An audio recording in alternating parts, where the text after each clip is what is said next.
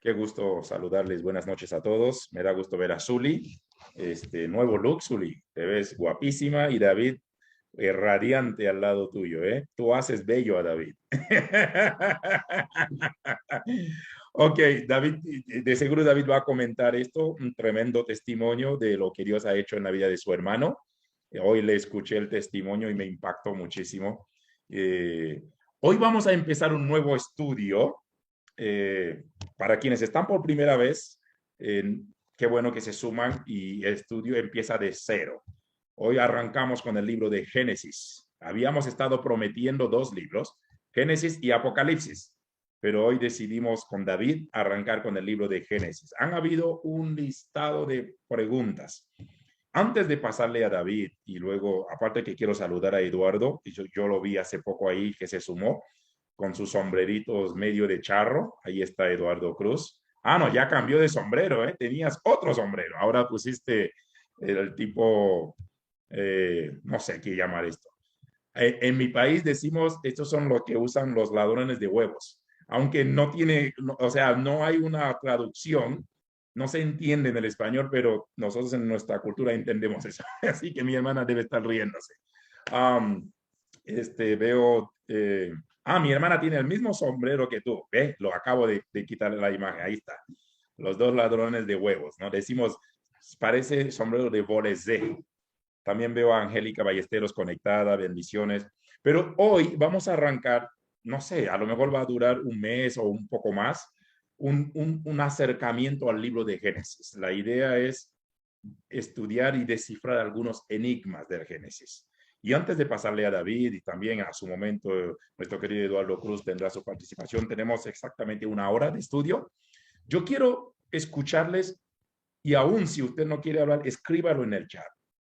No sé quién de ustedes ha leído el libro de Génesis, todo el libro. Según bajo nuestra Biblia, tiene 50 capítulos, ¿no?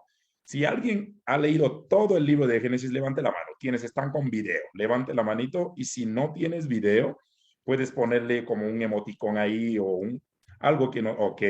Todo el libro, ¿no? 50 capítulos. Perfecto. La segunda pregunta que quiero hacerles, y puedes escribirlo como puedes desmutearte y decirlo rápido. ¿Cuáles son las preguntas que les ha surgido en el libro de Génesis? No sé, o escriba o díselo, o dilo rápidamente. O sea, Mayra, veo que se conectó. Eh, ¿Alguna pregunta X? Yo sé que han surgido docenas de preguntas, pero ¿cuáles son las preguntas que más les ha inquietado?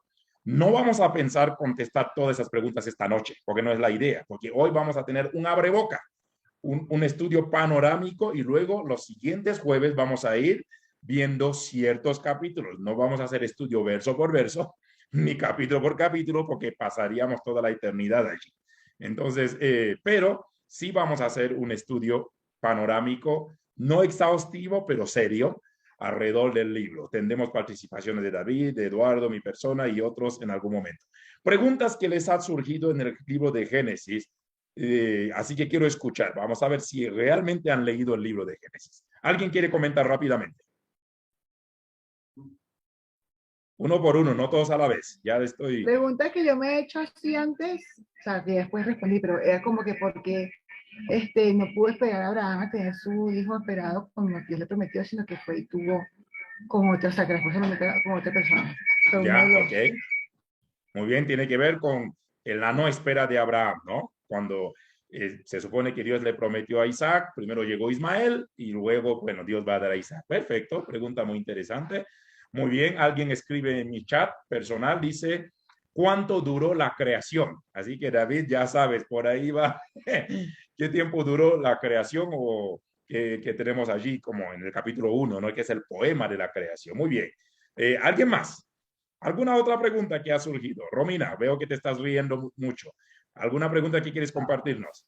¿Qué pensó Sara cuando Isaac se llevó cuando Abraham se llevó a Isaac y no se llevó la oveja y dijo que iba a hacer un sacrificio? Muy bien, interesante ¿Verdad? pregunta. Muy bien, esto está grabado. Luego voy a estar revisando porque todas estas preguntas vamos a ir intentando contestarlas. ¿Alguien más? Fidel, creo que te desmuteaste. Muy bien.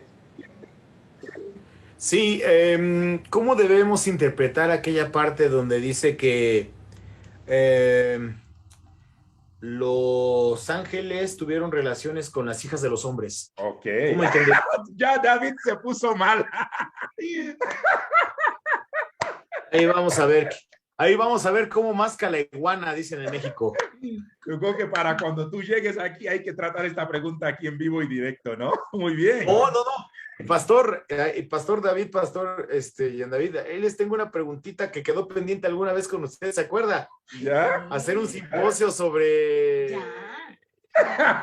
Ok, muy bien. Ya están escuchando las preguntas. Ok, claro que sí, dice familia Graterol. Muy bien, otras dos preguntas más. Participaciones. La hija de Luis y Mayra, no sé si fue Caro o Ari, literalmente me enviaron un listado. Creo que hay más de 30 preguntas allí. Mayrita, ¿ibas a decir algo? Cuéntame. Sí, que era mi Ari, está aquí al lado oyendo, pero es un poquito vergonzosa. Ya, Pues por eso hablo yo. Bueno, pero ponga video, por lo menos. Muy bien. Magdiel pregunta si hablaban venezolano en la Torre de Babel. ¿Se imaginan las famosas preguntas dónde Caín consiguió a su esposa en el libro de Génesis? ¿Y qué onda con esto? O sea, Dios mío, Génesis tiene muchas preguntas. Así que hoy va a ser un David, acercamiento, ¿sí? Juan Carlos. yo te iba a preguntar es por qué Abraham tuvo que salir de su tierra y alejarse de su parentela y todo para recibir una bendición. ¿Que estás mandando alguna indirecta, algunitos por ahí? Estas y más veremos durante toda esta aventura de estudiar el género. Ok, Valeria dice, ¿por qué el libro de Enoch no está en el canon? Esto es una pregunta interesante. ¿Qué significaban el árbol del bien y del mal? Dice Xiomara. Traten, pueden mandar todas las preguntas que se les ocurra al chat. Estamos recopilándolo. ¿Cómo se pobló la tierra? Dice Diva desde Chile. Vuelvo, repito, nosotros queremos ser muy serios, pero también muy intencional, aun cuando difícil ser exhaustivo. Hay mucho alrededor del libro de Génesis. Así que lo que va a pasar esta noche, en los próximos 30, 40 minutos, es como un panorama, un abreboca. Vamos a ir viéndolo, cuál era el fruto prohibido, dice Gianmarco. Es ok, perfecto. Sigan escribiendo todo lo que se les ocurra. Y confiamos que surjan respuestas a la luz de la palabra misma, a la luz de las escrituras, a la luz de estudios serios y también aún dentro de este dispositivo. Ok. Otra pregunta dice, antes de Eva, ¿hubo otra mujer? Muy bien.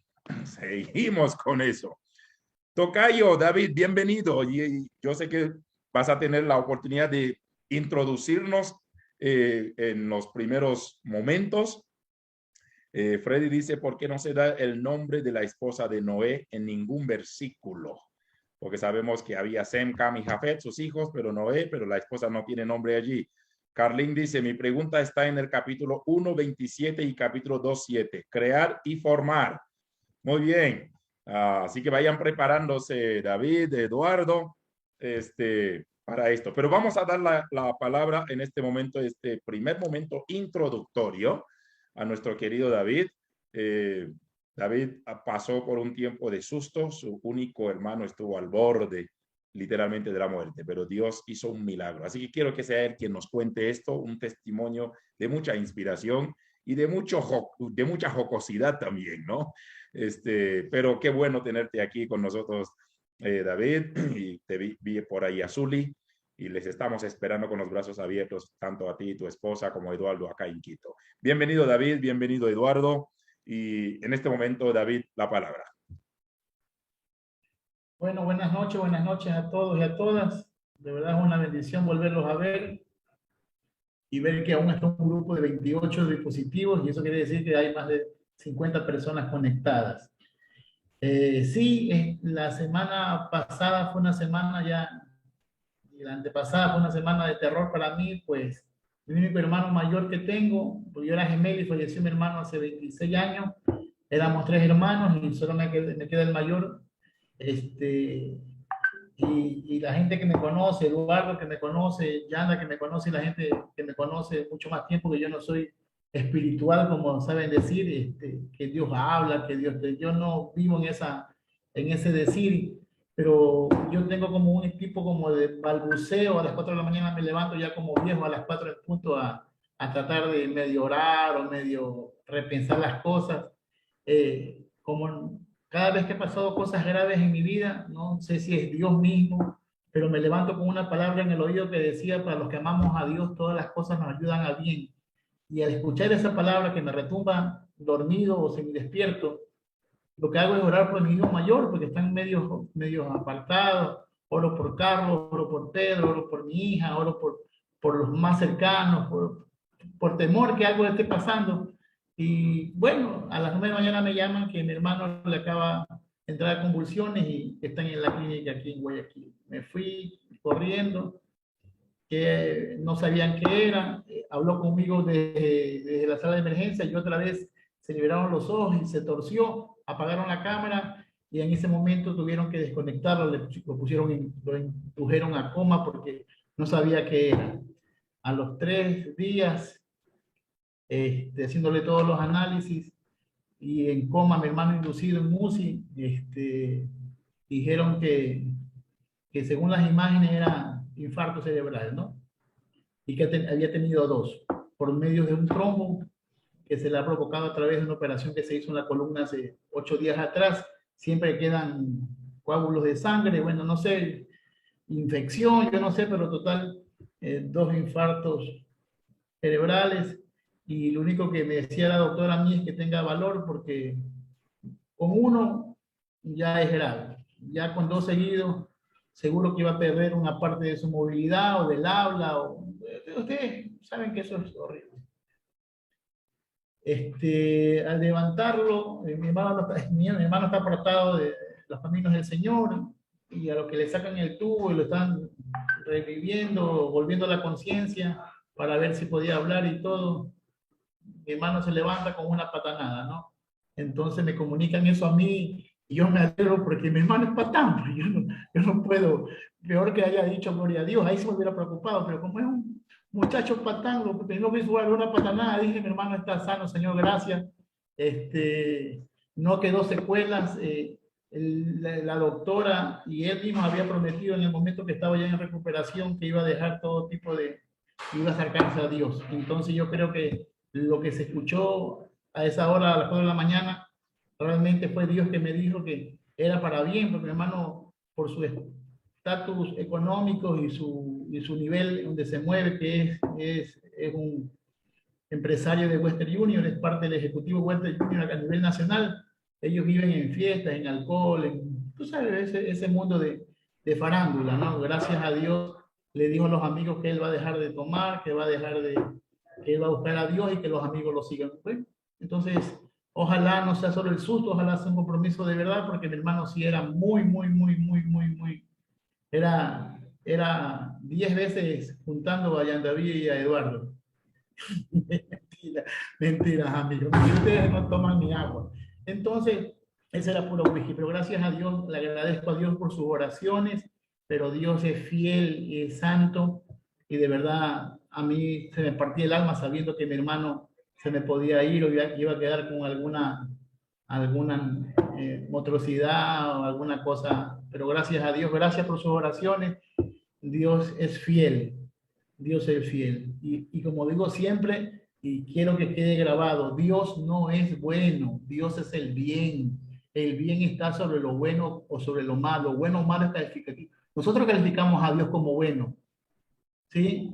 Y a veces decimos que el diablo es el malo, pero esos son calificativos humanos. Dios es el bien y el bien está sobre todas las cosas. Dios no tiene alma, Dios no tiene cuestión humana, no es sentimental, Dios es espíritu. Hola, ¿qué tal? ¿Cómo estáis? ¿Todo bien? Espero que sí. Para que una entrevista acerca de un libro llamado... Vas a hablar. Entonces, es el diablo. Entonces, ¿qué quiere decir? Dios es perfecto. Por eso dicen, para los que amamos a Dios, todas las cosas nos ayudan para el bien, no para lo bueno. aún las desgracias más grandes, cuando amamos a Dios, todo suma para bien cuando amamos a Dios. Amén. Así que gracias, y ese es mi testimonio de alegría. Dios es fiel, aunque nosotros seamos infieles. Bueno, yo solamente... ¿Quieres el host? ¿Tienes algo para proyectar? No, ñaño, no pude, estuve full en la oficina. Está bien. Todos mis deudores me cayeron hoy día por todas las vías. Entonces, tuve que responder a todos mis deudores. A ver, yo lo que quiero comenzar en esta noche es que, para los que no han estado con nosotros en los cursos o no nos conocen en nuestras exposiciones, lo que queremos simplemente nosotros es volver a repensar la Biblia, ¿no? Desde la parte más científica, la parte sin dejar la fe, pero cuando la fe no se piensa, se hace fanatismo. Y eso es un gran error. Usted debe repensar su fe. Dios nos dio la capacidad para pensar, es porque la palabra de Dios se repiensa, ¿no? Se vuelve a reinterpretar, a entender, a releer las cosas y buscando el pensamiento original del autor o por qué se escribieron los textos en su tiempo original, en su exis eleven, en su momento vital de la acción, en el momento donde se dieron las acciones, podemos entender mejor el pensamiento primario y el mensaje original, porque nosotros a veces cogemos la Biblia y la leemos y la interpretamos a nuestra manera, a nuestra mentalidad. Siglo XXI, con mentalidad de filosofía media griega, media no sé cómo, pero hacemos un champú de cosas y hay que respetar los pensamientos del autor. Dos, para seguir con esto hay que aclarar que la Biblia es inspirada por Dios, ¿sí? Pero la inspiración de Dios no es una posesión del Espíritu, no es que te invade y te pones a mover la mano y escribir, no. La inspiración divina es ese aliento de Dios que llega al hombre para hablar cosas que van a marcar y van a cambiar la vida del hombre, pero siempre el hombre que escribe va a tener su porción. Él va a poner siempre su bagaje, su mundo, su historia, su realidad, su cosmovisión, lo que ellos ven y creen o piensan que son las cosas, la van a plasmar y la van a juntar con lo que es inspiración divina. Para ellos van a utilizar sus estilos literarios, su contexto científico de aquel momento. Puede ser que la Biblia se escribió hace miles de años, cuando ellos pensaban que había otro tipo de universo, había otro tipo de mundos, otro tipo de dimensiones espirituales. Entonces, la Biblia es parte de la historia. Y como parte de la historia hay que respetar que la Biblia, desde su originalidad, desde su principio, a pesar que tiene mucho ropaje mitológico, y aquí cuidado con la palabra mitológico como que fueran fantasías, no, mitos para ellos es creer la divinización de un Dios hacia el hombre, es la divinización divina humana. Entonces ellos van a pensar que muchas cosas que ellos piensan que son divinas las humanizan y van a empezar a crear mitos y leyendas. Y la Biblia, cuando usted, para los que no han escuchado esto antes, quizá parezca blasfemia pensar que la santa palabra de Dios, inspirada por Dios, útil para enseñar, para rehuir, para corregir injusticia, tenga mitos y leyendas. Sí, tiene mitos, leyendas, tiene fábula, tiene un pocotón de estilos literarios, y era de la forma que ellos hablaban y enseñaban. Ellos tenían un estilo de enseñar. Entonces ellos van a coger muchas cosas de su mundo actual, en su momento actual, para explicar las cosas no entendibles. Y cuando usted lee muchas frases o citas bíblicas como el Leviatán y estos monstruos mitológicos, usted cree que Dios tiene una mascota que le rasca la nariz, que le rasca el cuello, ¿sí? Entramos a cuestiones por no respetar el por qué y cuándo lo escribieron y qué significaba para ellos todo este mundo de mitos y leyendas. Y a pesar que la Biblia tiene mucho ropaje mitológico, ¿sí? En esa escritura con mucho ropaje mitológico y leyendas, yo les aseguro, después de 23, 24 años estudiando la Biblia, creo, sin dormir la mitad de mi vida, la palabra de Dios es maravillosa. Yo hoy puedo decir que no conozco ni el Génesis 1:1. Es maravillosa, es es inspiradora, es mejor que leerse o verse unas películas de series de Netflix, es lo mejor, es mejor que ver Steven Spielberg en esas películas que botan rayos, es hermoso. Entonces, eso. Y otra cosa, el que pregunta tiene que aprender a recibir respuestas, porque a veces queremos que nos den las respuestas que nosotros queremos escuchar. Y a veces nos va a doler preguntar. Por eso dice Eclesiastés que el saber mucho también causa dolor. ¿Sí? Así dice, ¿no? Que todo es vanidad, que también estudiar y aprender y leer muchos libros también causa cansancio y es vanidad. El que añade sabiduría, añade dolor. Añade dolor. Es la forma más romántica según la versión 60. Así es. Entonces, estoy para responder lo que vamos a exponer, tanto Eduardo, mi persona, Jan David, no es la última palabra de nada. Solo le pido que escuche con amor la palabra. Dice, el que tenga oído, oiga lo que el Espíritu dice a la iglesia. La palabra oír viene de audiré, y audiré significa escuchar humildemente. En otra versión dice, agacha las orejas. Entonces, a veces tenemos que escuchar las cosas con las orejas agachadas, y aunque no nos guste la sensación que estamos sintiendo cuando escuchamos algo que parece blasfemo, vayas a orar, póngase a estudiar, no digan no. Lo peor es más difícil que estudiar y aprender, que ya es difícil, es desaprender lo aprendido. Entonces yo entiendo que lo que se vaya a decir o a responder quizás a algunos no les agrade, pero yo sé, es lo que hemos aprendido, es que se nos metió en la vena tantas cosas que nos han dicho que de repente en una clase o una introducción con preguntas como ustedes hicieron tan pesadas, todos hicieron preguntas pesadas, tendrán que escuchar respuestas pesadas. Entonces, ustedes se la buscaron, eso está grabado, así que yo me limito a sus preguntas. Ahora sí. Tocayo, antes de que vayamos pensando, y también Eduardo, no olvides lo que vas a decir, y ya pedí a Freddy por el interno que me recopile todas las preguntas que están plasmadas en el chat, luego vamos a ir trabajando esto.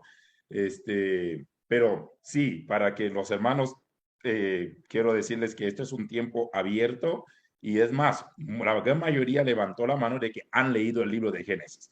Yo no sé si se quedaron con todo lo que encontraron allí, con todo lo que está dicho, con todo lo que está plasmado. Si están conformes con todo, es bueno salir del dispositivo. Entonces, pero si realmente hay preguntas, y como bien dijo David, y está dispuesto a aprender, porque todo esto es en un marco de aprender y de crecer juntos, ¿ok?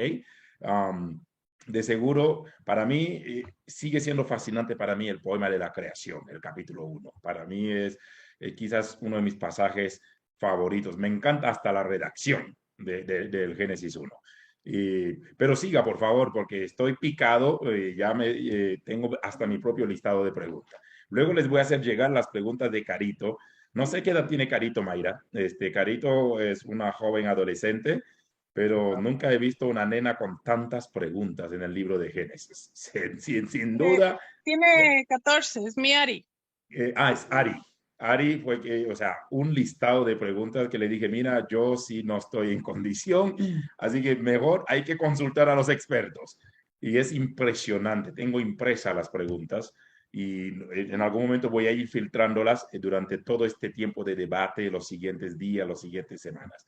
Pero David, por favor, continúe, no nos deje picado. Luego vamos a pasar a Eduardito. Bueno. Yo creo que para comenzar a responder preguntas, déjenme un poquito explicar el contexto de... Primero, Génesis es parte de los 5 libros que se la meritan por tradición a Moisés. Cuidado, basta ya de leer estos libros amarillentos y típicos que tenemos en la iglesia evangélica de que Moisés escribió el Pentateuco.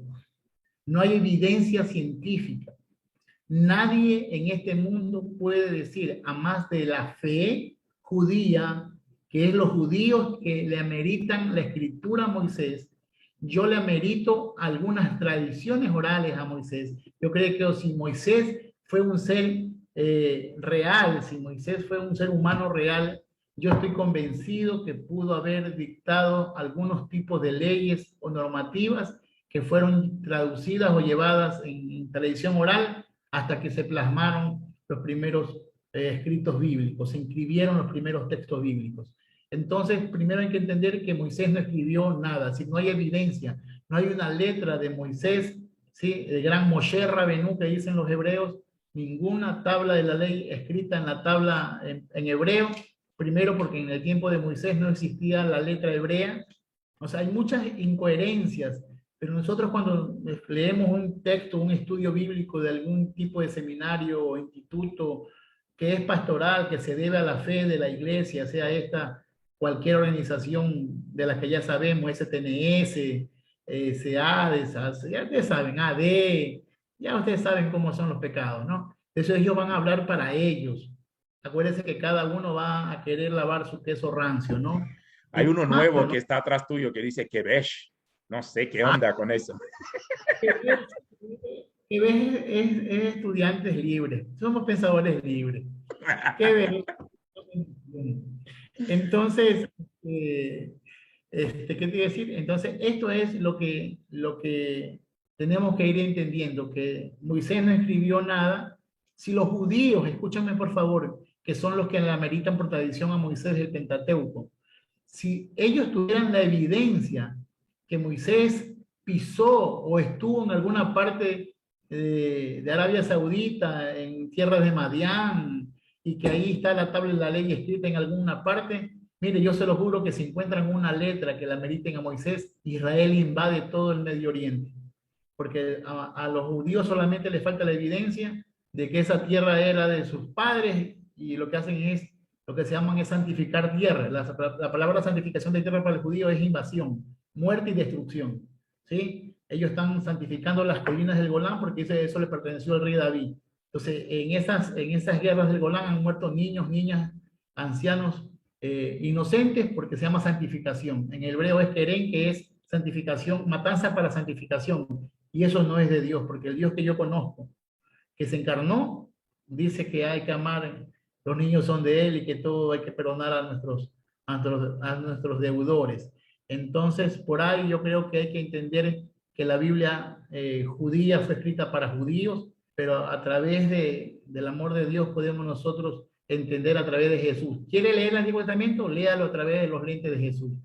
¿Sí? Jesús le dio el complemento perfecto a esa ley tan seca y tan mala que mataban a niños, mujeres y ancianos, pensando que esa era la forma más exacta de servir a Dios. Bueno, hasta aquí vamos, tranquilo. Tengo una niña que quiere estar escuchando, por lo tanto me voy a moderar mis herejías.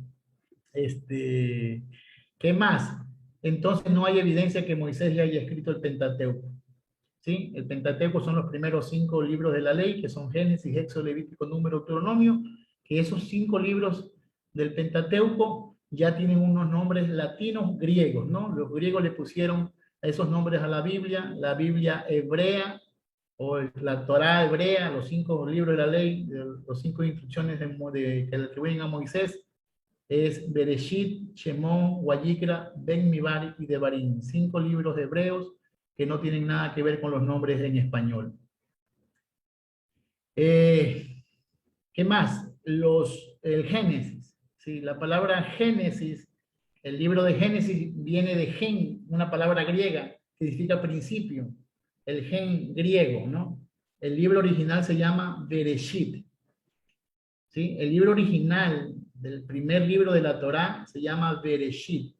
Y Bereshit está compuesta por dos partes. Ve, que significa en hebreo, y Rashid, cabeza o principio. Entonces, si nosotros queremos entender bien la palabra, textualmente sería en principio, ¿sí? O si queremos ya acomodarlas a nuestro castellano con nuestros artículos y todo, sería en el principio. Bereshit significa en el principio, ¿sí? Entonces, el libro primero no se llama Génesis, se llama en el principio. Ese es el nombre original en hebreo de Génesis. El libro de Génesis se llama en el principio. Así de sencillo, ¿sí?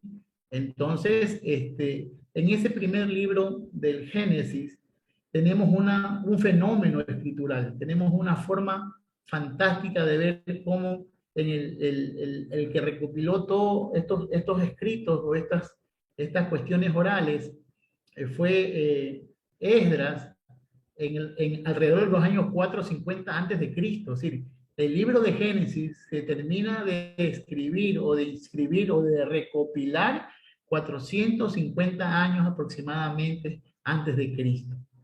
¿Por qué se recopila Génesis 450 años antes de Cristo? Y se termina más tarde, pero en eso se forman las mayores partes de lo que se va a llamar las fuentes, ¿sí? El Pentateuco y la Tanakh hebrea, que la Tanakh significa, son las siglas de Torah, miren, Tanakh significa Torah, Nevi'im y Ketuvim. Esas tres palabras significan la ley, los profetas y los escritos, ¿sí? Torah, Nevi'im y Ketuvim, que son la ley, los profetas y los escritos. Eso significa Tanakh en hebreo y esa es la Biblia única hebrea. Entonces, esa Biblia se termina de inscribir, de poner, de plasmar un 90% en el tiempo de Esdras. ¿Por qué? Porque muchos de las historias o muchos de los escritos que estaban por ahí espurios eran primero en una lengua antigua, se llama paleohebreo. ¿Sí? Si había alguna inscripción del tiempo de David, del tiempo de Salomón, ¿sí? Todos ellos tenían una escritura llamada paleohebrea. Y a pesar de que tenían algunos escritos espurios en paleohebreo, paleo es antiguo y hebreo es la lengua que se le atribuye a estos grupos de personas, en esas lenguas paleohebreas, en esos símbolos paleohebreos, ¿sí? Era difícil de entenderlo porque esa forma de lectura se perdió. Y cuando Esdras vuelven de Medo-Persa, ¿sí? Ellos tenían la lengua aramaica, entonces ellos forman el hebreo cuadrado. Y ahí con ese hebreo, el hebreo actual de que tiene Israel, el hebreo actual que usted ve esos garabatos, Aleph, Bet, Gimel, Dale, Hei, Bai, todas esas lenguas son letras que fueron cuadriculadas, inventadas o creadas o formadas en el tiempo de Esdras. Antes de Esdras no hay Biblia hebrea. Eso es una gran mentira. Hay y se tiene entendido que hubieron historias escritas en paleohebreo y que muchos de esos términos no sabían cómo leérselos, porque cuando ya se fueron a la diáspora, estas personas que tenían algún tipo de conocimiento de leer esos signos que se llaman paleohebreo, que estaba la cabeza de la vaca, estaba una puerta, estaba un gancho, eran lenguas de símbolos, ¿sí? Cuando volvieron del exilio o llegaron esos documentos a la mano de Esdras, muchos de ellos no pudieron ser entendidos. Entonces, eso es lo que nos cuesta entender a nosotros los cristianos, que la Biblia ha pasado por unos procesos increíbles. Y es por eso que hoy, después de 23 años, 24 años de estudiar la palabra de Dios, me doy cuenta que la palabra tiene una inspiración divina, porque a pesar de que le pasaron 50.000 desgracias, ahí está plasmada en esas letras, en esas inscripciones, en esas fábulas, hay palabra de vida eterna que nos da ejemplo de vida. Entonces, hay que entender eso, ¿sí? Hay que quitarle el mito a la Biblia. La Biblia, a pesar de que es una escritura divina humana, ¿sí? Y que el hombre tuvo que ver mucho en sus historias y en sus proyectos de escritura, Dios está presente de Génesis, y me cuesta decirlo hasta Apocalipsis, porque no me gusta Apocalipsis. Es un libro muy difícil de entenderlo. Hay mucha gente que especula mucho con el Apocalipsis, pero yo puedo hoy confesarlo públicamente y en esta grabación que de Génesis a Apocalipsis, quiera o no aceptarlo yo, ahí está la palabra de Dios, hasta en Apocalipsis. Entonces, hasta aquí. No sé, ¿alguna cuestión? Jan David, ¿voy bien? ¿Me falta algo más? Sí. Solo quiero decirles que el chat está tanto en mi celular personal como en el chat directamente. Está repleto de preguntas. Mi meta, antes de que empecemos a contestar las preguntas sueltas, era que tuviéramos esta noche como una abreboca y un panorama. que la gente sepa que esto es terreno sagrado y que hay que sacarse los zapatos. Todos tenemos que sacarnos los zapatos para adentrarnos a esto. Por eso quería que tú tuvieras, como quien dice, esta participación. Sigan escribiendo las preguntas, siguen llegando al chat, pero vuelvo, repito, sería hasta injusto y no hacerle justicia más bien al texto o al libro, contestar las preguntas así disparados, hasta que podamos entender todo este abreboca que tú nos estás dando, ¿no? Que la gente entienda que estamos entrando a un terreno bastante complejo. Entonces, cada una de estas preguntas que están llegando al chat van a ser contestadas en su momento en los tiempos de debate, pero nos viene bien escuchar. Y ojo, como tú bien dijiste al inicio, son preguntas muy buenas, muy serias y son preguntas muy pertinentes. Así que más bien celebramos estas preguntas. Antes de que David continúe, Eduardito, por favor, un pequeño acercamiento y abreboca, porque luego tenemos que tocar ciertos capítulos. Y algunas de estas preguntas no podemos contestarlas sin ir al capítulo correspondiente y estudiarlo. Así que, Eduardito, bienvenidos. Bienvenido. Gracias por acompañarnos. ¿Cómo están? Buenas noches. ¿Sí me escuchan? Bien. Sí. Perfecto. Bueno, yo creo que también es necesario que se tome en cuenta lo siguiente. Número uno, que la Biblia en su conjunto, el Antiguo Testamento o la Tanaj, no escapa a eso, es un libro eminentemente teológico. Hay que verlo como eso, ¿no? Como un libro teológico. Porque uno de los errores más graves que cometemos nosotros con todos los textos bíblicos, incluido el Génesis, es que lo queremos leer como si fuera un periódico, como que hubiera una especie de narración pormenorizada de datos que se han cumplido con exactitud matemática o milimétrica. O leemos el Génesis como que fuera un libro de historia, donde está toda la crónica objetiva, racionalista, positivista, de cómo fue que ocurrieron todas las cosas desde el inicio hasta ahora. Y existencialista también. Claro, pero más bien... Ahorita que hablaron de la Tanakh, bienvenido a mi mundo. Por si acaso, para que cuando vengan aquí todos sepan la joya, mira, la vida. Así que, David. Como ya pasé por las aulas de varios seminarios y de la universidad, estoy curado de espanto. Ya que me enseñen la Mishnah, la Tanakh, las sandalias de Moisés, el turbante de Abraham, los calzoncillos de Noé, ya no me importa. Cuando vaya a Quito, lo que me interesa es que haya buen café. Amén, hermano. Amén. Amén. Que haya buen trato, que haya buena charla.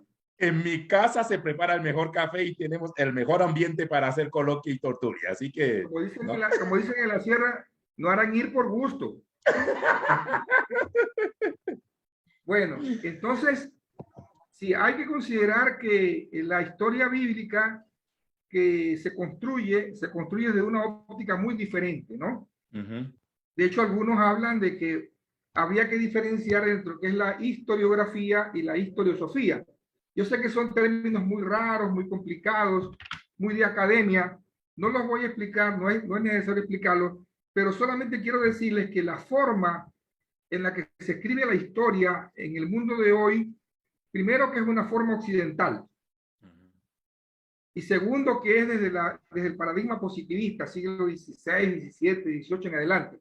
Pero la historia bíblica o las historias bíblicas se cuentan desde la forma en la que ellos escriben la historia. Por eso hay muchos relatos que cuando los leemos no los podemos leer como leemos la historia actual. Uh-huh. Bueno, yo sé que el que va a llevar adelante este caballo de Troya va a ser David. Y cuando se traten, por ejemplo, los primeros capítulos de Génesis, del 1 al 11, ¿no? Vamos encontrarnos con varios mitos. Y uno de los conflictos que tiene la gente cuando lee un mito, eso ya incluso con David lo comentamos, ¿no? Hay seminarios incluso, hay decanos, subdecanos, marranos y todo lo demás que dirigen los seminarios, que ni siquiera entienden lo que es un mito. Y piensan que cuando se habla de mito, se habla de algo que es sinónimo de falso. Pero el mito es una forma de comunicar una historia que para ellos es valedera, para ellos es verdadera, para ellos es válida. Un ejemplo, vamos a hablar un momentito de eso. Un ejemplo. Cuando se dice que hubo un grupo de fulanos que se dedicaron a construir una torre y que prácticamente la torre iba a llegar al cielo. Y después hubo toda una confusión de lenguas porque el Señor dijo, bueno, estos tipos, si los dejo seguir en su empeño, de verdad van a llegar con una construcción hasta el cielo, me van a alcanzar. ¿No? Ya cuando uno analiza el texto desde la historia, desde la ciencia, la primera cosa que a uno le llama la atención es, bueno, ¿y quién tiene la posibilidad de llegar hasta el cielo? Pero cuando se estudia el texto como un mito, entonces lo que se quiere decir o lo que se quiere entender, lo que se debe entender es que se construye ese relato con la finalidad de explicar hasta dónde puede llegar la temeridad humana. Hasta dónde el hombre es capaz de creer que puede alcanzar a Dios. Se cree tan importante, cree que tiene tantos recursos, cree que es tan imponente que puede alcanzarlo. Entonces, hay muchos relatos de ese tipo en el Génesis, que no puede leerse como que fuera una historia. La otra cosa importante cuando uno lee este tipo de textos es tomar en cuenta de que los autores escriben siempre con una intención. Hay una intención evidentemente teológica, ¿no? Ellos quieren hacer aparecer como que finalmente el Dios de ellos, el Dios Yahvé, es el Dios más importante, el más influyente, el más imponente. Incluso, creo que eso lo va a tocar David, en algún momento, ellos no adoran a Yahvé. Ellos adoran a un Dios llamado Él. Por eso hay construcciones teofóricas en el Antiguo Testamento con el elemento teofórico Él, ¿no verdad? Elohim, por ejemplo, Eloá, el Olam, o los nombres Samuel, Daniel, Joel, Ezequiel, etcétera, etcétera. Ya después, cuando han pasado muchos siglos, se entiende que esa fase debió ser superada y desde la postura de los judíos, porque recuerden que primero el pueblo se llamaba Israel, ¿no verdad? Era un solo pueblo, a pesar de que tenían una división geográfica, ideológica y todo lo que quieran. Al norte estaba Israel y abajo estaba Judá. De todas formas, eran un solo pueblo. Con el paso de los siglos, Judá quedó como el único pueblo que, digamos en síntesis, era ya todo Israel. Y desde la óptica de los judíos, ahora aparece un nuevo Dios. Ese Dios se llama Yahvé. Entonces, ahí también aparecen nombres con el elemento teofórico de Yahvé. Por ejemplo, Isaías, Jeremías, Ezequías, Josías, etcétera, etcétera. Entonces, yo no puedo leer el Génesis o el Antiguo Testamento sin considerar que en los libros bíblicos, en el Génesis en este caso, hay una evolución teológica, hay una intención teológica. El redactor no escribe por escribir. No está redactando una crónica. Él no tiene una grabadora. Él no tiene la posibilidad de tomar fotos. No tiene una labor de fotocopiado. En esa época lo único que cuenta es la memoria histórica, cómo se transmite esa memoria histórica, o lo que se llama la transmisión oral. Y esa transmisión oral se teologiza después. Entonces, todos esos son elementos que yo debo usar cuando voy a leer un texto bíblico, sobre todo el Génesis, para no ser ingenuos. Porque cuando somos ingenuos a leerlo, entonces nos estamos preguntando, ¿será verdad que hubo gigantes que medían como no sé cuántos metros? Esa pregunta aparece ahí también, en el chat. Claro, yo no estoy diciendo que no está mala la pregunta, ojo. David será el encargado de contestar todas esas preguntas y él sabrá cómo estira al gigante, ¿no?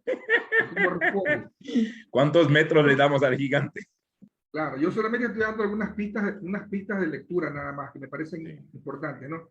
Porque por eso es que también cuando uno lee se rompe la cabeza tratando de que le cuadren los datos bíblicos con la comprensión que tenemos nosotros en el mundo actual. De hecho, incluso en el Génesis aparecen profesiones, aparecen oficios, aparecen actividades, aparecen nombres que son una representación. Alguien preguntó por ahí Sem, Can, Jafet. Alguien preguntó por ahí por Adán. Alguien preguntó por ahí por Eva. La misma historia de Caín y Abel en el capítulo 4 está realmente reflejando un conflicto personal que tiene que ver con el sacrificio. Solo tiene que ver con el sacrificio. O es el reflejo de un conflicto social que están viviendo unos y otros. No voy a decir porque no. Después ya hoy día mismo ya nos clausuramos el discipulado porque le hemos respondido todo. Hay que hacer como los exterminadores de plagas. Ningún exterminador de plagas, cuando usted lo contrata, le elimina todas las plagas. De hecho, hasta el jabón dice que elimina el 99,9% de los gérmenes y las bacterias. Es que si le elimina todas las plagas, usted mañana ya no lo contrata. Siempre le deja unas crías de cucaracha o unas crías de ratones. Entonces, no vamos a decir todo en esta noche porque después nos quedamos sin chamba. Muy bien. Pero son pistas de lectura, ¿no? Me gusta mucho el verbo que usa David, el verbo repensar. O sea, hay que repensar. Tenemos que retrabajar la Biblia. Y la última cosa que quería decir es, sí, claro, es verdad, no podemos desconocer, porque a veces se puede malentender que porque estamos un poco enfrascados en la ciencia bíblica, ya hemos perdido el elemento fe. No, más bien es a la inversa. Sí, señor. Lo que se trata es de que estos datos permitan enriquecer la fe. Sí, señor. Termino con una anécdota. Contaba un profesor de Tanakh, en Israel, un profesor israelí, argentino, en Israel, él contaba que cuando a sus estudiantes de secundaria, ojo, es colegio, no es universidad, de secundaria, se les enseña a hacer exégesis del relato del éxodo, de la salida, ¿no? Pero que es la famosa salida. Después de todo ese ejercicio exegético, hermenéutico, científico, académico, lo que sea, filológico, lo que sea, al estudiante le queda claro que más allá del dato filológico, que más allá del dato académico, lo importante es que le queda claro cuán grande es ese Dios llamado Yahvé, que logra vencer al hombre más poderoso de la época, al que representa al Dios más poderoso, porque los egipcios en esa época eran los Estados Unidos de hoy. Y el faraón de la época era en su momento era Bush, Trump, La Rochelle. Te van a negar la visa, te van a negar la visa. Era Cordero, bueno, no sé. Pero entonces son cosas que tenemos que tomar en cuenta. No voy a decir nada más porque después el tiempo se nos va. Muy bien. Algunas Perfecto. Voy a asignar un trabajo, porque ya vamos a cerrar esto, y voy a asignar trabajo para todos. Pero antes de esto, para saber si estoy metido dentro, porque la idea es que vamos a empezar a leer intencionalmente el libro de Génesis. Parte de la asignación que vamos a hacer es asignarles algunos capítulos de lectura para el siguiente jueves, con el favor de Dios. Pero quisiera hacer una pregunta otra vez como debate para que ustedes nos sigan iluminando. Quizás, vuelvo, repito, estamos buscando cosas panorámicas para luego pisar terreno firme. Mito, fábula, enigmas. En el mismo, se entiende que enigma es lo oculto, algo que tiene un mensaje oculto. Si quisieran orientarnos un poquito más, ¿cómo saber a la hora de leer X pasaje, X porción, X perícopa en el Génesis, qué parte podemos identificar como fábula? ¿Qué parte podemos identificar como enigmas? ¿Qué parte podríamos identificar como mito, y como me encanta lo que dijo David, el mito no necesariamente es algo falso, sino es un tipo de lenguaje también que esa gente entendía en su contexto. Por eso hablábamos hace como un mes de la distancia que nos separa de la Biblia. David, sí, señor. A partir del capítulo 12 empieza una serie de sagas. Ajá, perfecto. La saga de Abraham, ¿no? Así como la serie de Netflix. Entonces, porque voy a asignar el primer trabajo para todos, por lo menos todos, para el siguiente jueves debemos haber leído los primeros 11 capítulos del Génesis. No sé si podría ser menos, pero quienes hemos estado un poquito estudiando el libro o hemos visto estudios un poco más avanzados, el Génesis es como Isaías, como otros libros. Tienen ciertos fragmentos que están bien divididos y nos ubican. No sé si ustedes más bien me pueden corregir en eso. Quiero dar una tarea específica, porque en base a eso, la siguiente semana podemos adentrarnos con estos primeros capítulos, ojo, netamente panorámico. Algunas de estas preguntas que aparecen allí aparecen en esos primeros 10 o 11 capítulos. Quizás un primer detalle es que tengamos como lectura obligatoria para el próximo jueves los primeros 11 capítulos de Génesis. Porque si usted no lo haya hecho, confiamos que lo hagan, pero queremos que usted venga con algo de base, ¿no? Para que pueda entender las siguientes explicaciones. Queremos animarles, en serio, encarecidamente.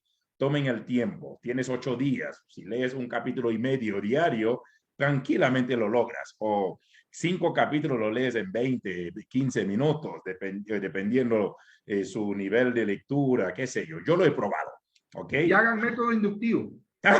Tampoco así, claro. no seas cruel. No, pero me refiero... Pero 11 capítulos, viejo. Mijo, escúchame, a la parte de la observación.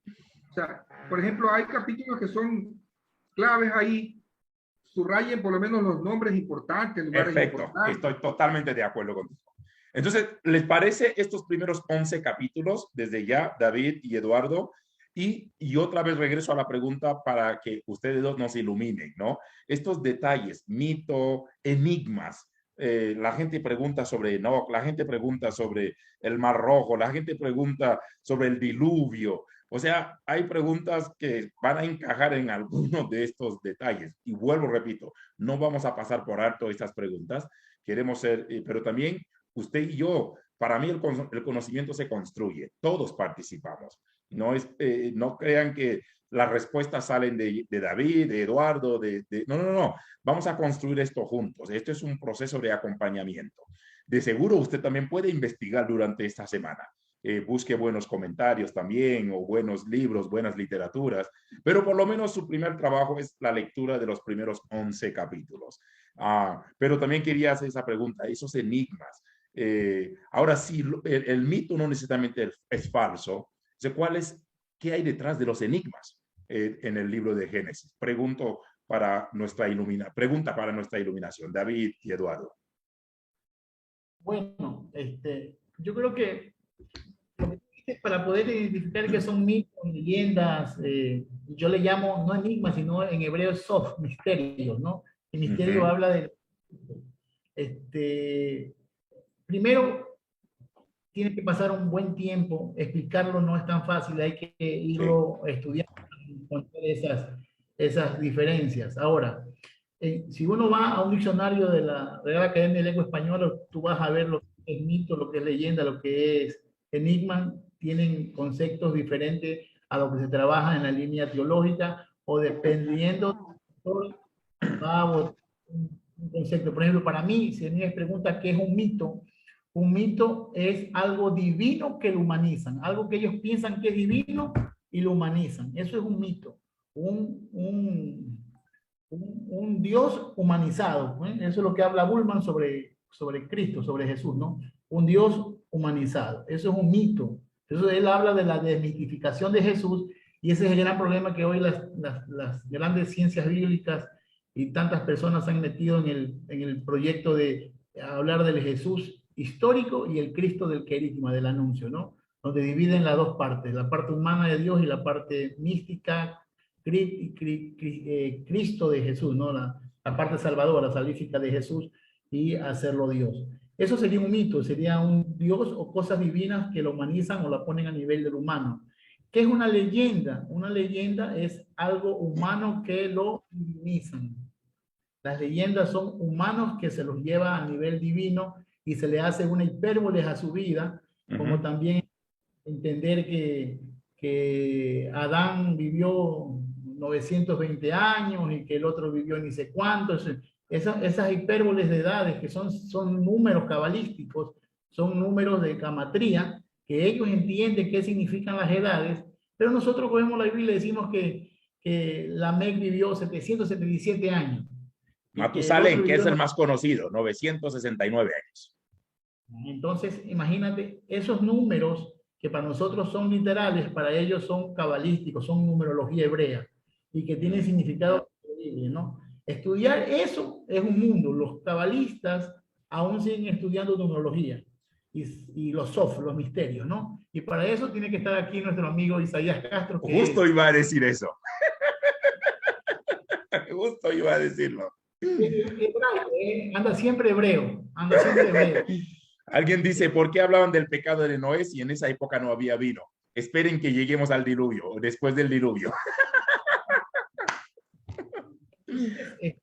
Eduardo tendrá los conceptos propios de él como estudiante de teología y como pensador bíblico, tendrá los mismos o diferentes conceptos sobre mito y leyenda, pero bajo mis estudios es lo que a mí me tranquiliza el pensar sobre lo que es un mito y una leyenda, y como dijo Eduardo, no es porque el mito sea una mentira, sino es la forma de expresar lo que ellos veían y entendían de su cosmos, ¿sí? Las teogonías, cosmogonías, ¿sí? ¿Qué es la cosmogonía? La creación de los astros del cosmos.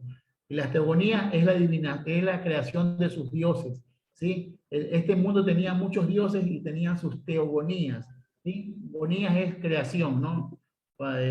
Y entonces ellos tienen las teogonías, los astros, los soles, las lunas, las estrellas son seres divinos.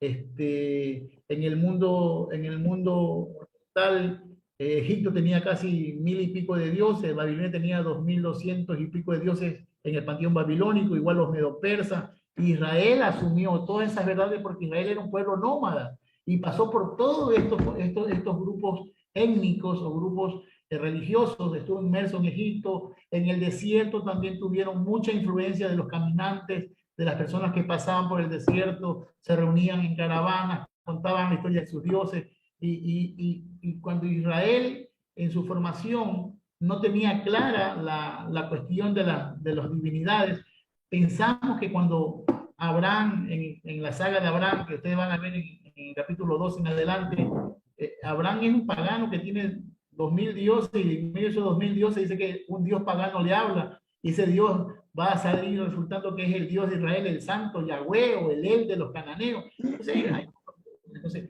hay que entender que el proceso de formación divina en la mentalidad hebrea nunca fue monoteísta, nunca tuvo un solo Dios. En el proceso ya con los medo-persas no son monoteístas, no creen en un solo Dios, tienen una monolatría, un Dios con seres inferiores, que están en los ángeles que nosotros tanto hablamos y decimos y proclamamos. Entonces, hay que entender procesos históricos en la Biblia, pero para mí un mito es un proceso de algo divino hecho humano, y una leyenda es algo que se eleva a lo divino y se lo compara con los dioses. Una cosita. Sí, David, incluso hoy, los que trabajan mucho el tema de los mitos, dicen que el genio o la genialidad de los judíos, ¿cuál fue? Que tomaron los mitos de otros pueblos y les hicieron una especie de reedición o una relectura. Sí, de manera que no se puede hablar de que los asumieron 100%, sino que los releyeron desde su particularidad, desde su experiencia y desde su Dios. Y el tema que decía de la influencia, pero fíjense, si nosotros, siglo XXI, tenemos un idioma tan rico, el castellano es un idioma riquísimo, y sin embargo, cuando nos tomamos un desayuno contundente, no decimos, me pegué un buen desayuno, que ya no voy a almorzar, me pegué un brunch. Nadie dice, me voy a registrar, me voy a chequear, check, ¿no? Nadie dice, voy a hacer una promoción, aquí está el brochure, Me imagino que ya me va a mandar el brochure a mi char. Así es, así es. Si nosotros, imagínense, siempre andamos tomando préstamos semánticos de... yo me acuerdo cuando éramos pequeños, David, que somos en Guayaquil, recuerda, ¿no? ¿A dónde íbamos en la mañana los domingos? Íbamos a la Bermud. Bermud. Y cuando nos invitaban a un cumpleaños de la tarde, íbamos a la matiné. O sea, un día amanecíamos ingleses, otro día amanecíamos franceses. Ese pueblo pequeño, David lo dijo, ese pueblo pequeño, flanqueado por una multiplicidad de pueblos, con una cultura incipiente, en un proceso de teologización permanente, ¿no? Porque no lograban tener una teología fija, obviamente que iban a ser influenciados. Les costó trabajo, ¿no? Por eso es que en una época fueron politeístas, después fueron enoteístas, bueno, monolátricos, hasta que por fin decidieron a partir del exilio tener un solo Dios, pero les costó trabajo. Bueno. Y solo para cerrar, y gracias Eduardo y David por esta acotación, imagínate si aterrizáramos, y de hecho al aterrizar este detalle ya en la práctica, como iglesia local, de hecho, 20 y tantos dispositivos representados. Vamos a hacerlo más evangélico hablando, estigaba el término. Todos representamos diferentes posturas denominacionales, ni siquiera voy a decir teológica, ¿no? Porque venimos de gente que son, tengo dentro de Amishar ultrapentecostal, antipentecostal, fundamentalista, ortodoxo, y creo que cada quien cree que su postura es la única, es la verídica, es la que hay que mantener en Amishar. Y yo a veces, en mi caso como pastor principal, general y liderando este proceso, porque vemos que ahora crear una identidad en Amishar con un grupo tan heterogéneo, y créanme que es un gran desafío y es complejo. Y es donde, para mí, parte de este desafío de estudiar la palabra es que si algo nos debe unir, y con todo el respeto, me importa un pepino en qué denominación usted se viene. Me interesa un pepino. Pero si algo tiene que unirnos y que tengamos que tener en común, es meternos a la palabra, es meternos en la formación, meternos a estudiar y juntos. Porque si alguien me viene a decir es que está bien, váyase a tu iglesia. Así de sencillo. Pero para mí hay algo, porque es el desafío de crear una identidad desde Amishar. Yo celebro estos tiempos con David, Eduardo, somos de frentes diferentes, o sea, estudios, formaciones y capacidad intelectual diferente, pero tenemos en común algo. Y lo medular lo tenemos en común. Los estereotipos, está bien, nos damos duro con un café, qué sé yo, pero lo medular, que es el estudio serio, el sentarnos a estudiar la palabra, eso no lo vamos a negociar. Y es donde esto nos permite, y como bien dijo Eduardo, Israel desde sus inicios así. O sea, a veces pensamos, no es que Israel era el pueblo elogio, pero el origen de Israel es pagano, así de sencillo. También reconózcalo. Abraham no era ninguna perita en dulce y tampoco vino del pueblo elegido. Imaginen cuando entremos a este detalle de Génesis 12, y qué voz escuchó Abraham. Uno se da cuenta, discúlpeme, Abraham era pagano, por eso sacrificar a Isaac para Abraham no era nada fuera descabellado. A veces lo vemos existe, ay, pobre padre, ¿qué debió haber? Mira, estaban en la época de sacrificio a los niños. Abraham, es más, aquí entre nos, creo que no le pidieron nada difícil. Lo difícil es que era el único hijo, o era el hijo de la promesa. ¿Se dan cuenta cómo cambian las cosas? Abraham vamos a terminar cantando el corito, agárrense de las manos. Exacto. Entonces se dan cuenta, otra vez, como bien dijeron nuestros hermanos, mito, leyenda, enigmas, todos estos detalles, tenemos que, como lo dije al inicio, sáquense los zapatos, porque vamos a entrar en terreno sagrado. Entonces, no esperen que cada quien va a mantener su postura, decir, es que así lo dice, así, sí, pero eso es lo que tiene la Biblia en tu mano. Entonces, estemos expectantes, como bien dijo David. Si usted hizo pregunta, prepárese para la respuesta. Entonces, y creo que a más de uno le puede incomodar. Entonces, pero pongámonos todos algo en común. Vamos a estudiar seriamente, vamos a unirnos en este proceso de formación, vamos a divertirnos, vamos a crecer, vamos a aprender y vamos a juntos madurar en la fe, ¿ok? Y juntos progresar en la palabra de Dios. Muy bien, pueden hacerme llegar sus preguntas al privado, en el chat. Quienes van a ver esto en tiempo diferido, y puedes escribir sus preguntas también al canal. Nosotros haremos llegar a nuestros amados. Así que tarea para la próxima semana, Génesis 1 al 11. Tomen tiempo para leer. Y creo que no es descabellado lo que dijo Eduardo. Hagan estudio inductivo. ¿Cómo es? ¿Se acuerdan que hace 2 semanas tanto David y Eduardo hicieron un ejercicio?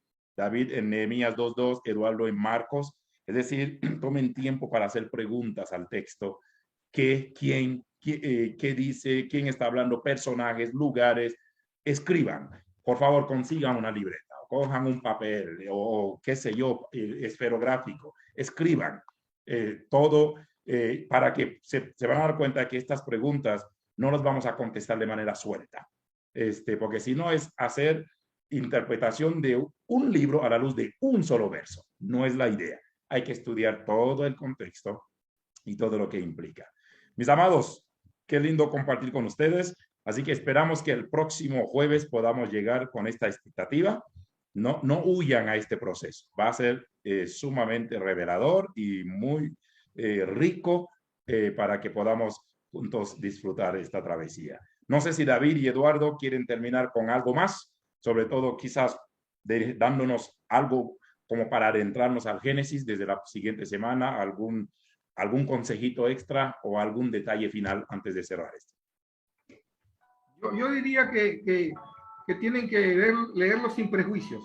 Sí, señor. Lo único que les puedo decir, léanlo sin prejuicios. Gracias. ¿Tocayo? Sí, yo creo que esa es una de las leyes que se debe tener para leer la Biblia, es de vestirse de lo que entendemos hoy o de lo que nos enseñaron, porque a veces no leemos la Biblia, solo la creemos que ya la sabemos y la entendemos simplemente mentalmente. No leemos, solamente entendemos. Ya está hecha la Biblia en nuestra cabeza, conocemos las historias bíblicas. Cuando vamos, ya no leemos, solamente entendemos lo que ya está en nuestra mente clavada, sellada y teologizada. Así que respetemos la palabra de Dios, que eso es lo que se trata de estas enseñanzas, es volver al respeto de la palabra de Dios. Y eso va a costar mucho. Muy bien, siguen llegando preguntas. ¿Por qué los ángeles se acuestan con mujeres y se engendran gigantes? O sea, si vemos algunos gigantes aquí, algo pasó. Muy bien, familia. ¿Y los chaparritos qué? ¿Hijos de quiénes fueron? No había... Pastor, los gordos. Pastor, ya sé cuál es la oración de mi pastor Jean David. Señor, dame humildad, que de lo demás me has dado demasiado. Ya, migración te va a impedir el ingreso al Ecuador, Fidel, ya verás. Me encargaré de eso. Vamos a orar, familia. Gracias por acompañarnos. Bienvenidos sean todos quienes no pudimos saludar, quienes se sumaron en los siguientes minutos o los últimos minutos. La grabación va a estar habilitada, ya mismo les voy a enviar. Pueden volver a procesar. Todas las preguntas en el chat ya están plasmadas en una libreta. Freddy y Martita ya se encargaron de apuntarlas, las que están en mi chat. Desde el celular se los voy a hacer llegar. Cada una de estas preguntas va a ser... La próxima semana vamos a darles, como quien dice, una agenda de cómo vamos a manejar el libro de Génesis. Realmente tendríamos que estar 6 meses, 1 año y mucho más, pero no vamos a, no es la idea. No vamos a hacer estudio verso por verso, pero sí vamos a hacer algo panorámico, algo muy intencional para que usted también tenga, para que pueda seguir estudiando. Entonces, vamos a tener como una tabla de contenido de los puntos que vamos a ir tocando a la luz de estos 50 capítulos que tenemos en nuestras Biblias. Vamos a orar y gracias, Fidel, gracias, Magdiel, por bendecirnos al inicio con la adoración, Romina, de igual manera, gracias, equipo, y gracias a todos ustedes por acompañarnos. Vamos a pedir a Romina, ¿puedes cerrar en oración, por favor? Espero que tengas buen audio. Vamos a terminar este tiempo. Sí, ya déjame mutear un video que tengo por aquí abierto. Estabas escuchando mientras estabas en el estudio. Ya. No, estaba abriendo un enlace. ¿Ves? Y el Señor es tan bueno que Ya. siempre me hace agarrar Bueno, a los desprevenidos, ¿eh? como ladrón en la noche. Pero que tiene que ver con la investigación que estamos haciendo esta noche, vale, Seguro. Cuando Bueno, se como me dijo pierda. David, es la lectura, ¿no? De cada quien. Bien. Oremos entonces. Oremos. Gracias, Padre Celestial, por esta noche. Gracias, Señor, porque nos permites conectar.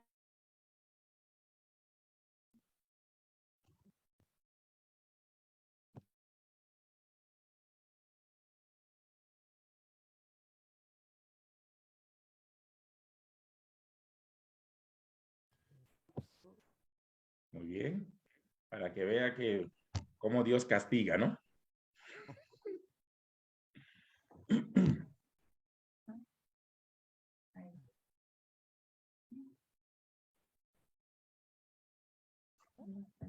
¿Se fue? Voy a sacarla de ahí.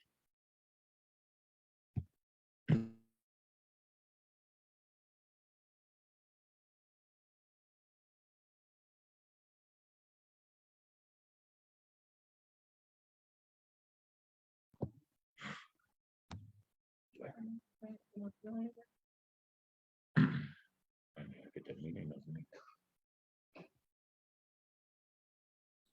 Amén, amén. Amén.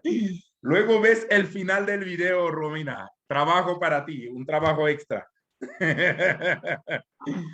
Buenas noches a todos. Que el Señor les bendiga. Voy a quitar la grabación. Un abrazo, un buen fin de semana.